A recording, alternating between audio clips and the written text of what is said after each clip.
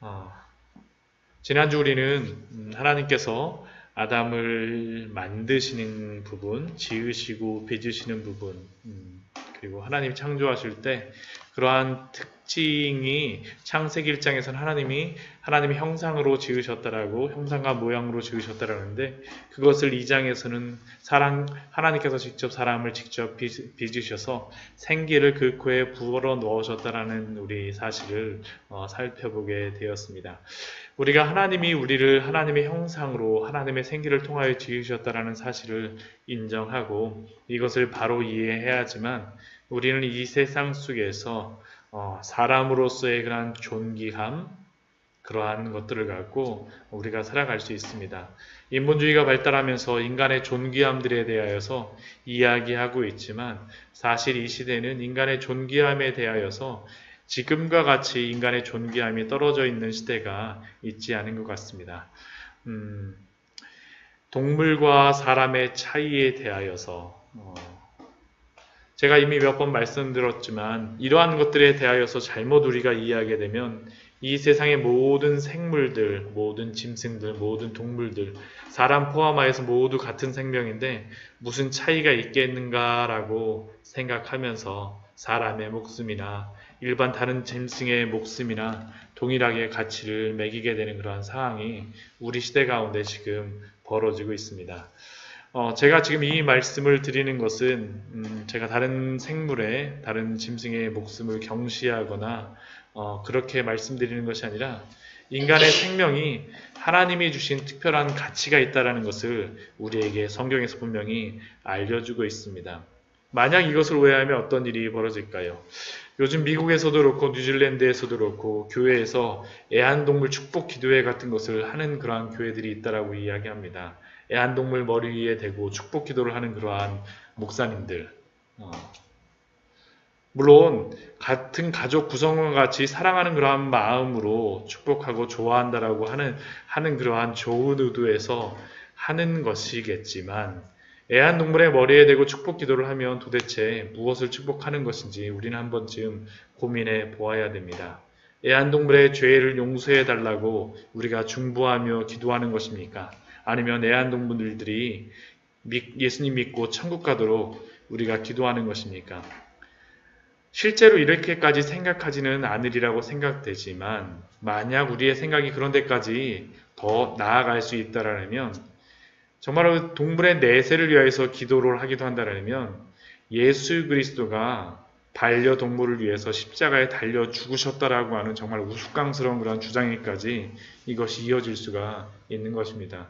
제가 너무나도 극단적으로 이야기한다라고 생각하실 수 있을지 모르겠지만 인간의 존재와 가치는 오직 하나님께서 인간에게만 주어주셨다는 것이 우리에게 주셨다는 것을 분명히 알고 비교할 수 없는 가치가 하나님이 주셨음을 알고 우리는 그 안에서 우리의 존엄성, 존귀함들을 알고 우리의 삶을 더욱더 부지런히 살아가야 될 것입니다.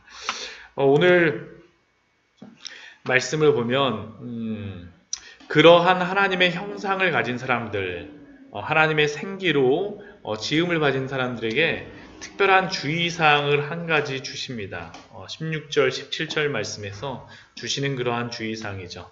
여호와 하나님이 그 사람에게 명하여 이르시되 동산 각종 나무의 열매는 내가 임의로 먹되. 여기서 임의로 먹다라는 것은 그 오할, 토켈 뭐 이렇게 해갖고 동일한 겁니다. 이게 먹다라는 그런 의미입니다. 먹고 먹다라는 겁니다. 그러니까 임의로 먹다라는 게 마음대로 먹다라는 게 너가 진짜 먹어도 된다라는 그러한 의미가 바로 임의로 먹되라는 그러한 의미입니다. 굉장히 먹는 것을 자유롭게 먹어도 된다는 것을 굉장히 강조해서 하나님께서 말씀하여 주신 것입니다. 반복해서 먹고 먹어도 된다고 반복해서 강조해서 아담에게 알려줬습니다. 그리고 17절 말씀에 보면 또 한 가지의 말씀을 하시는데 그게 무엇이냐면 한 가지의 제안을 하시죠. 무엇이나 다 먹어도 된다라고 허락하여 주시고 나서 한 가지의 그대의 제안이 있습니다. 선악을 알게 하는 나무의 열매는 먹지 말라. 내가 먹는 날에는 반드시 죽으리라. 여기서 반드시 죽으리라는 것도 앞에 내가 임의로 먹되와 동일합니다. 반드시 죽으리라도 이것도 모트 타모트 해갖고 이게 죽는다라는 것을 두 번을 반복을 하면서 굉장히 강조하십니다. 먹으면 반드시 죽을 거야. 즉 16절과 17절 말씀에서 말씀을 보면 먹다라는 것도 두 번씩 강조해서 하고 죽는다라는 것도 두 번씩이나 그 강조해서 말씀하심으로 말미암아서 이 선악을 알게 하는 나무의 열매를 먹는다라는 것이 무엇인가라는 것을 굉장히 강조하고 우리에게 알려주고 있습니다. 전에도 교회에서 몇 번 이야기하였지만 하나님의 형상대로 만드신 인간이 하나님이 창조하신 다른 피조물을 다스리는 왕과 같은 역할을 부여받았다는 것을 우리는 알고 있습니다. 그런데 문제는 인간의 역할과 범위가 어디까지이며 그 권한이 어디까지인가라는 것이 문제가 발생합니다. 역할 스콥이 어느 정도인지 범위가 어느 정도인지 인간이 어디까지 다스리고 어느 범위까지 행할 수 있는지 하나님이 이 말씀을 통하여서 우리에게 그 범위를 분명히 알려주고 있습니다. 그것이 무엇입니까? 하나님의 형상이라고 하여서 인간이 하나님과 같은 창조자의 위치까지는 올라갈 수 없다라는 것을 이 말씀을 통해서 우리에게 분명히 알려주십니다. 하나님과 인간 사이에는 질적인 차이, 창조자와 피조물과의 그러한 차이가 있다는 것을 우리에게 알려줍니다. 그리고 그것을 알게 해주는 그러한 명확한 것이 무엇이냐 바로 이 선악을 알게 하는 나무, 선악과입니다. 아무리 인간이 뛰어나고 위대한 창조물이라 할지라도 사람은 선악과를 보면서 자신의 위치를 알고 그 나무의 열매를 보고 자신을 겸손하게 해야 됩니다. 겸손하게. 그리고 여기에는 필연적으로 순종이라고 하는 행위가 동반되게 되어 있습니다. 겸손한 가운데는 순종이라는 의미가 이 안에 있습니다. 하나님께서 선악과를 만드시고 나서 창조물과 피조물 사이에 순종을 요구하셨습니다. 그리고 선악과를 먹지 않고 하나님의 말씀을 듣는다면 하나님께 순종하는 것이지만 만약 하나님의 말씀에 순종하지 않고 이 선악과를 먹는다 그러면 바로 하나님의 말씀에 불순종하는 것이요. 다른 말로 하면 하나님이 창조하신 그의 나라 에덴 동산에서 하나님께 불순종하는 자, 반역하는 자가 되는 것이 바로 이 선악과를 먹는 것으로서 말미암아 생기는 그러한 일입니다. 지난주 주일에 천국의 첫 번째 모형을 에덴 동산으로 설명을 드렸었는데 하나님이 통치하시는 나라에서 불순종하는 반역자가 됩니다. 그렇게 선악과를 먹지 않는다는 것은 굉장히 중요한 의미가 있습니다. 그리고 이것을 신학자들은 이 선악과를 통하여서 하나님과 아담 사이에 언약을 맺은 것이다라고 이야기합니다. 언약.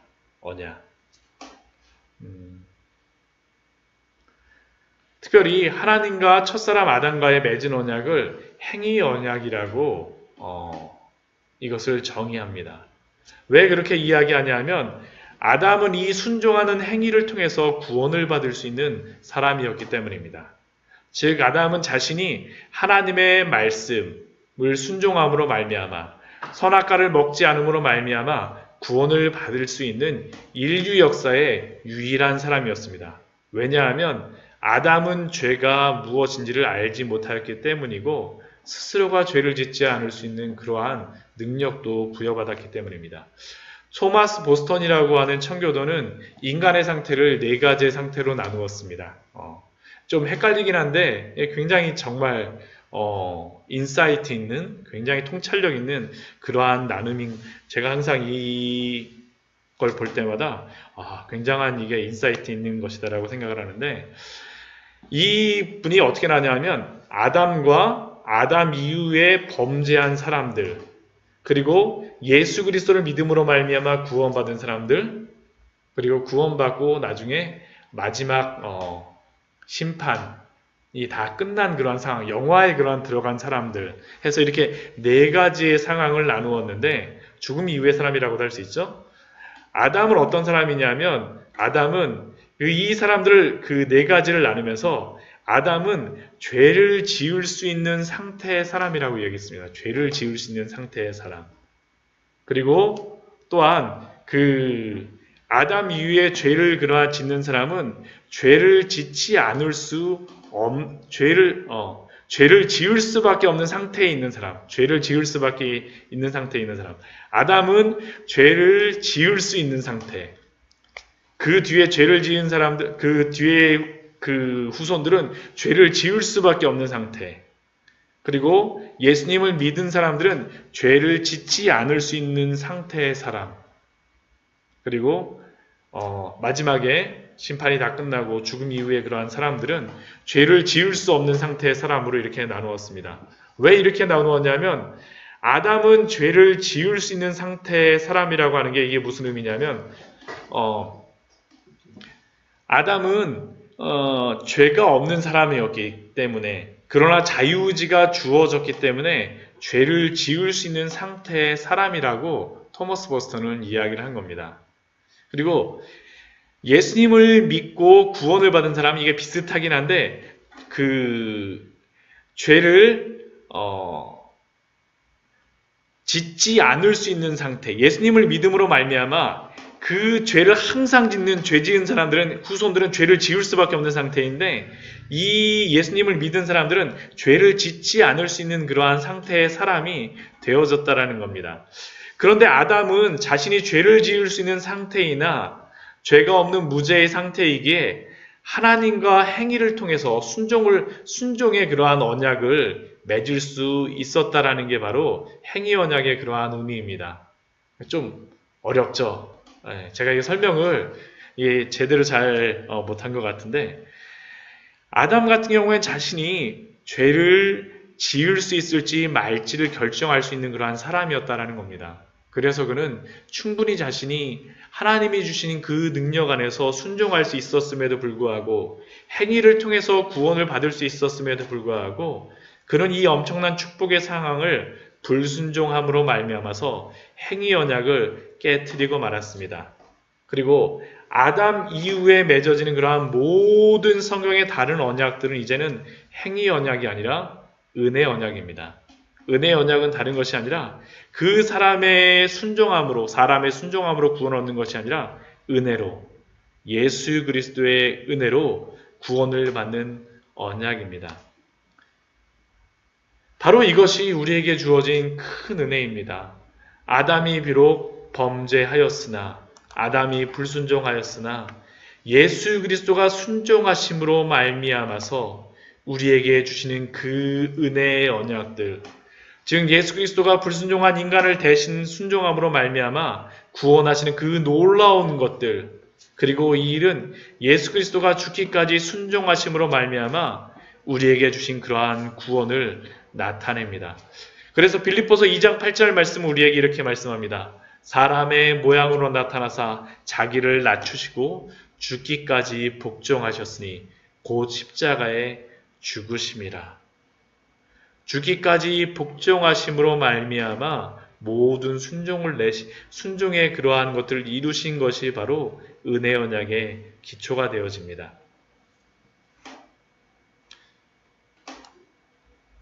그렇다면 이렇게 하나님은 아담과 행위 언약을 선악과를 통하여서 맺으신 후에 18절 말씀을 보게 되면 재미있는 말씀을 하십니다. 여호와 하나님이 이르시되 사람이 혼자 사는 것이 좋지 아니하니. 하나님은 분명히 창조의 그러한 날들을 마무리하시면서 그 창조하시고 나서 항상 마지막에 하시는 말씀이 무엇입니까? 보시기에 심히 좋았더라라고 말씀하시는데 18절 말씀은 어떻게 되냐면 사람이 혼자 사는 것이 좋지 아니하니라고 말씀하십니다. 그래서 아마 2장의 이 말씀은 6일째 언제쯤 이루어진 그러한 말씀이라고 생각을 할 수 있습니다. 왜냐하면 사람이 혼자 사는 것이 좋지 않다라고, 이것은 결국 모든 창조가 아직 완벽하게 이루어지지 않았다라고 말씀하시는 것이기 때문입니다. 그렇다고 하면 이 창조의 6째 날에서 부족한 것이 무엇이었을까요? 그 뒤에 보면 그것이 나오죠. 내가 그를 위하여 돕는 배필을 지으리라. 돕는 배필을 지으리라. 그것은 다른 것이 아니라 창조하신 아담에게 돕는 배필이 부족하다라는 겁니다. 돕는 배필이 있어야지만 창조가 완성될 수 있음을 이 말씀을 통하여서 우리에게 알려주고 있습니다. 우리가 이 말씀을 보면서 우리가 오해하지 말아야 될 것은 이 돕는 배필로 이제 뒤에 보면 여자를 만드시는데 남자만으로는 충분한데 조금 보충해 줄 수 있는 그 부분으로서 여자를 만드시는 것이 아니라 남자의 불완전함을 채우기 위하여서 여자를 만드신다라는 사실입니다.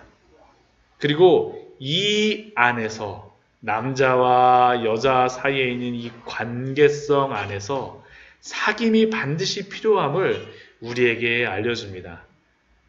아무리 남자가 뛰어나다 할지라도 하나님이 보시기에는 그 존재만으로는 불완전합니다. 왜요? 하나님이 직접 사람이 혼자 사는 것이 좋지 아니하니라고 말씀하여 주셨기 때문입니다. 이것은 단순히 여자만 남자의 돕는 배필이라는 의미가 아닙니다. 그 앞에 보면 이렇게 이야기하죠. 그를 위하여 돕는 배필을 지으리라. 그를 위하여, 그를 위하여. 남편을 위하여, 아내를 위하여 돕는 배필이 필요하다라는 사실입니다. 그런데 우리는 죄로 인하여 가정이 파괴되어지면서 생겨난 그러한 문제가 무엇입니까? 우리의 배우자를 나의 불완전함을 채우는 어떠한 도구점으로 생각하는 그러한 모습들이 우리 안에 있지 않습니까?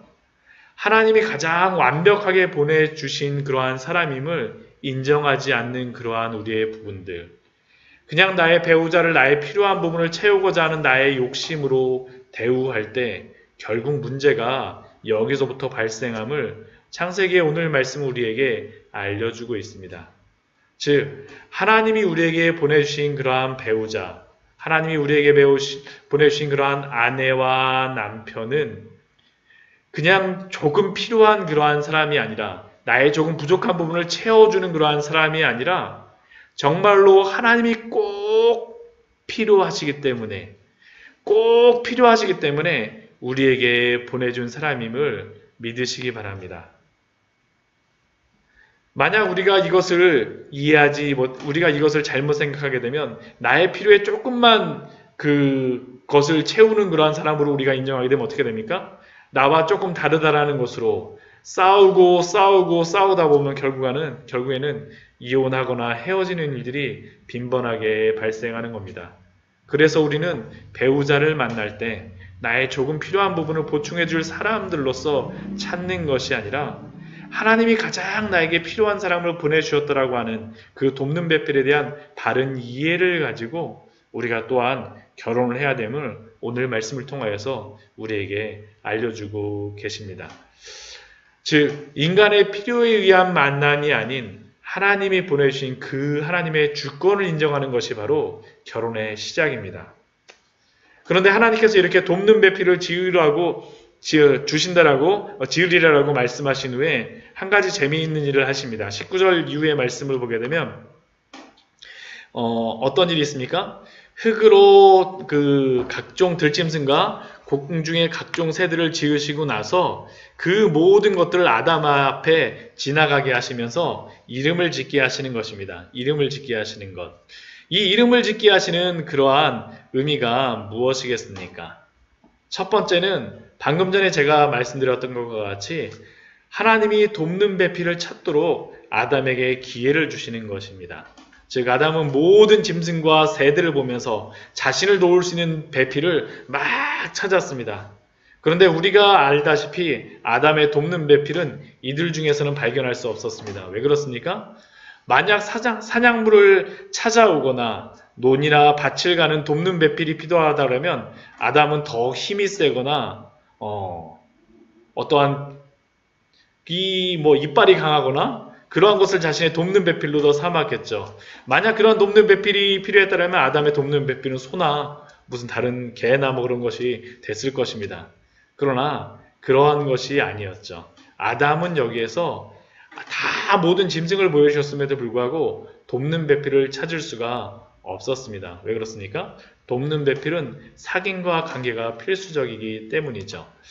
두 번째, 다른 짐승과 새들을 데려오신 그러한 이유는 무엇이겠습니까? 아담이 다스리는 역할을 수행하게 하시기 위하여서입니다. 여기서 이름을 짓는다라는 것은 바로 그들의 왕이라는 것을 의미합니다. 즉 모든 동식물의 이름을 짓게 하신 것은 아담이 바로 그들을 정복하고 다스리는 통치 행위를 나타내고 있습니다. 즉 앞에서 우리가 하나님과의 관계에서 피조물과의 관계를 명확히 보여주셨지만 다른 피조물과의 관계에서는 그들을 다스리는 자로 정복하는 자로 바로 청지기로 부르셨음을 우리에게 알려주시죠. 그러니까 곳곳에 이렇게 창세기의 말씀을 보게 되면 하나님 앞에서 사람이 어떻게 살아가야 되고 다른 피조물과의 관계를 어떻게 맺어야 되는지를 이러한 하나하나를 통하여서 우리에게 알려주고 있는 것입니다. 그렇다면 우리가 이 피조물과의 관계를 어떻게 우리가 관계를 맺고 살아가야 될까요?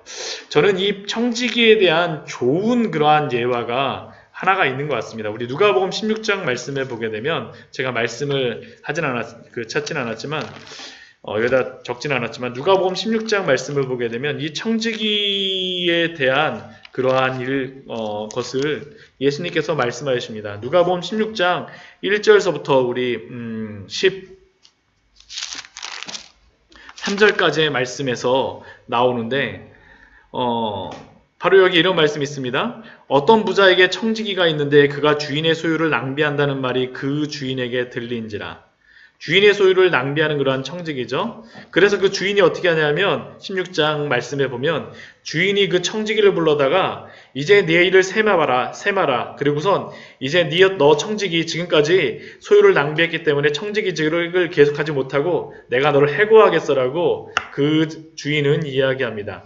그러자 그 청지기가 어떻게 하냐면 내가 이제는 청지기를 해갖고 힘도 없고 더 이상 얻을 것이 없으니까 이렇게 하면 되겠다 하고 나서 하는 일이 뭐냐면 정말 우리의 생각을 좀 깨는 일을 합니다. 어떻게 하냐면 주인에게 빚진 사람들을 한 명 한 명 불러다가 그 사람들에게 기름이 100말 졌다라면 50이라고 써서 50을 감하여주고 또 80을 졌다라면 그 밀 100석을 빚졌다라면 80이라고 쓰라 함으로 말미암아서 그 빚을 탕감해 주는 일들을 합니다.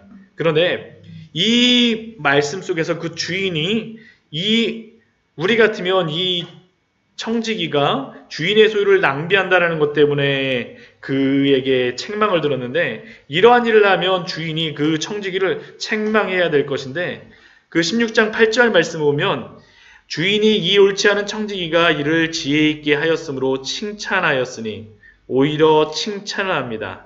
왜 그럴까요? 바로 이 지금 청지기의 일을 하고 있는 이 사람은 바로 이 세상 속에서 살아가는 우리들이기 때문입니다. 그리고 이 청지기가 나누어주고 있는 것은 바로 이 세상의 재물입니다. 결론적으로 이렇게 말씀합니다. 16장 13절 말씀 보면 결론적으로 이렇게 이야기합니다. 집 하인이 두 주인을 섬길 수 없나니 혹 이를 미워하고 저를 사랑하거나 혹 이를 중히 여기고 저를 경히 여길 것임이라. 너희는 하나님과 재물을 겸하여 섬길 수 없느니라 라고 결론을 맺고 있습니다. 결국 이 말씀이 무엇입니까? 집 하인이 두 주인을 섬길 수 없나니 재물과 하나님 중에 둘 중에 하나밖에 섬길 수가 없다라는 겁니다. 하나님의 참된 청지기라면 하나님의 청지기로 재물을 사용할 것이지만 그 재물을 가지고 하나님을 섬길 것이지만 만약 재물이 그의 하나님이고 재물의 청지기가 된다면 재물이 나의 주인이 되어서 오히려 그 재물을 위해서 하나님을 나의 필요에 맞게 하나님을 이용할 것입니다. 결국 청지기는 이것이죠. 하나님 앞에서 내가 그 피조물을 하나님을 위하여서 사용하는지 아니면 그 피조물의 종이 되어서 내가 하나님을 이용하는지. 오늘 우리 창세기의 말씀을 통하여서 가정과 또한 청지기의 그러한 말씀, 모습을 우리에게 보여주고 계십니다. 어떻게 우리가 이 시대 속에서, 우리의 가정 속에서 아내와 남편으로서 우리가 살아가야 될지, 또한 이 세상 속에서 어떻게 나에게 주신 여러 가지 피조물들, 우리에게 주신 모든 직업도 피조물이고, 우리에게 있는 가정도 어떻게 보면 피조물이고요. 우리에게 있는 모든 직장과 여러 가지 것들도 다 피조물의 한 종류라고 할 수 있습니다. 그런 것들과 하나님과의 그러한 관계에서 어떻게 우리가 행동을 하고 어떠한 관점으로 살아가야 될지를 이 말씀을 통하여서 우리에게 알려주고 계십니다. 사랑하는 성도 여러분, 여러분이 피조물의 이름을 지어주십시오. 그리고 하나님을 섬기십시오. 또한 가정 안에서도 아내를 나의 돕는 배필, 나의 하나의 부품쯤으로 나의 필요를 위해서 사용하는 것이 아니라 정말 하나님이 베풀어 주신 그러한 자료 여김으로 말미암아 또한 아름다운 가정들을 이루어 가시는 우리 귀한 성도님들 되시기를 축원드립니다.